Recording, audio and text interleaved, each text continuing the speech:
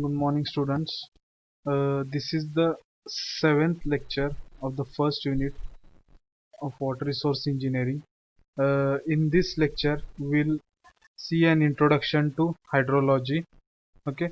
Now the hydrology in detail, we are going to study it in the fifth unit. So in this lecture, we'll just uh, look at hydrology on the surface in just a brief introduction. So, as we know, we have been dependent upon water since a very long time. But hydrology as a science, as a subject, it is very relatively new. Okay. Now, it encompasses or it consists of all the elements on and below Earth's surface, such as rainfall, evaporation, runoff, infiltration, groundwater, evapotranspiration. Rainfall, we all know. Okay. Evaporation, when the water on the ground gets evaporated due to the heat of the sun. Runoff is the rainfall which has occurred, the water from the rainfall, it runs off over the slopes. Infiltration is when the water, precipitated water, gets seeped into the soil. Groundwater is the water which is below the surface of the earth, and evapotranspiration is the water which has been absorbed by the leaves of a plant or the tree. So these are all the important elements of hydrology, and we are going to study all these elements. Now, why is study of hydrology necessary? It is necessary for civil engineers because it is necessary for the design, planning or construction of irrigation structure, design, planning and construction of bridge and highway culverts, and lastly flood control work. Okay, so for all the works the civil engineers are going to do in these three fields, a basic knowledge of hydrology is very necessary. Okay, now we are going to see three main points in this introduction. We are going to see the hydrologic cycle, which, as you know, it is known as water cycle. Then we are going to study about surface water and groundwater. So first we will see the hydrologic cycle. Uh, we have seen a crude form of this cycle or a simple form of this cycle in our schools. Okay, so what is basically a hydrologic cycle? It is also known as water cycle. It is the normal water recycling system on Earth. Now what happens? Due to solar radiation or heat from the sun, water evaporates from seas, oceans, lakes, etc. The water also evaporates from the plant leaves through the mechanism of transpiration, that is nothing but evapotranspiration, we call it. Okay. Now, as the water which has evaporated, it rises in the form of steam in the atmosphere. As it rises higher in the atmosphere, it is cooled. Okay, it is cooled, condensed, and returns to the land and the sea in the form of precipitation. For example, rainfall, snowfall in the form of hailstorm, etc.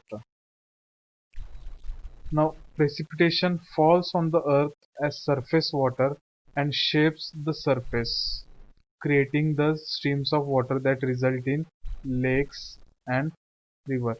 The rainfall which is going to fall on the surface of the earth, it is going to shape the surface.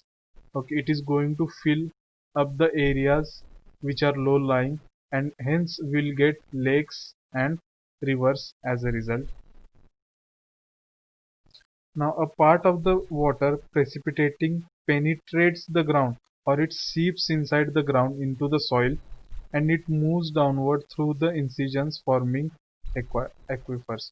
This water, when it seeps into the soil, it moves downward due to the gravity and through the incisions, that is through small spaces, through small pores, and it forms aquifers inside the ground.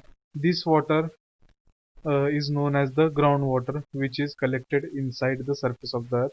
And finally, a part of the surface and underground water leads to the sea.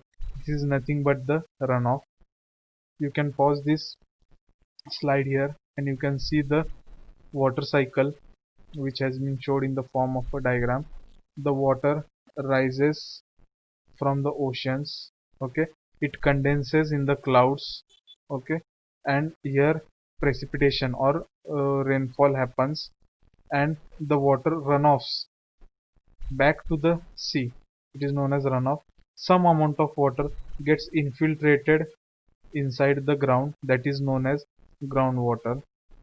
Okay, so this is nothing but the hydrologic cycle, which is the normal water recycling system. Okay,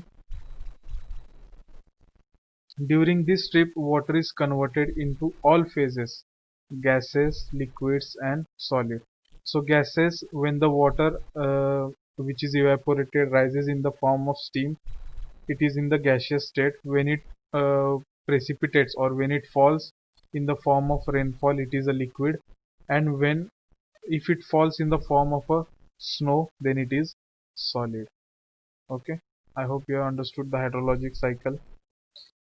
Next we'll study about surface water. Surface water is the water located on top of the earth's surface, for example rivers, lakes, creeks and wetlands. The vast majority of the surface water is produced either by precipitation or by water running off from nearby areas. Okay, so the major source of surface water is precipitation. Now there are three major types of surface water. They are permanent, semi-permanent and man-made. Now what is permanent? They include rivers, swamps and large lakes. Permanent means the water is available in these sources, that is rivers, lakes, all year round. Okay. Next are the semi-permanent surface water. They are areas such as creeks, lagoons and waterfalls. Okay. Uh, these semi-permanent surface water sources are formed uh, usually during monsoon season when there is rainfall, and some small low-lying areas get filled up with water, but these water sources evaporate immediately afterwards and they are not available the whole year round. The third type of surface water is the man-made surface water. These would be artificial lakes, the reservoir which will form on the upstream side of dam, and artificial swamps.